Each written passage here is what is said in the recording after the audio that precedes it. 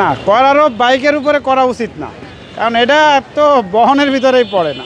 গাড়ি যখন আমরা কিনি তখনই তো মনে করেন 2 বছরের ট্যাক্স টোকেন দেওয়া লাগে, ট্যাক্স 2 বছরের ট্যাক্স হচ্ছে আপনার 2300 টাকা নাই। এরপরে কর নেওয়াটা বা নির্ধারণ করাটা এটা আসলে উচিত না, কারণ আমরা তো ট্যাক্স দিয়েই চলতেছি।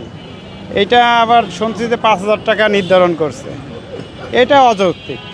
অটো রিক্সা তো ভাই ওটা তো নিষিদ্ধ একটা যান, কিন্তু বাইক তো আমরা তো সরকারকে ট্যাক্স দেই, রেজিস্ট্রেশন খরচ মনে করেন 25-26 হাজার টাকা, আর করটা এটা বেশি হয়ে যাবে আমাদের জন্য। আপনাদের দাবি কি?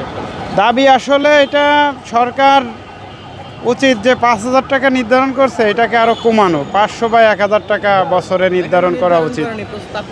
প্রস্তাব যেহেতু করছে, বাংলাদেশে যেটা প্রস্তাব করে ওইটাই হয়ে যায়। এখন এর জন্য মনে করেন একটা উচ্ছৃঙ্খল সৃষ্টি হবে। সরকার এটা ঠান্ডা মাথায় বসে সিদ্ধান্ত নেক যে 500 বা 1000 টাকা। আমরা বাইকার যারা আছি ভাই, আমাদের তো ওইভাবে ইনকাম নেই। দিন শেষে আমাদের ফুয়েল খরচ আছে, নিজের খরচ আছে।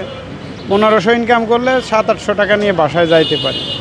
সেক্ষেত্রে সরকারের একটু বিনয়ী হইতে হবে।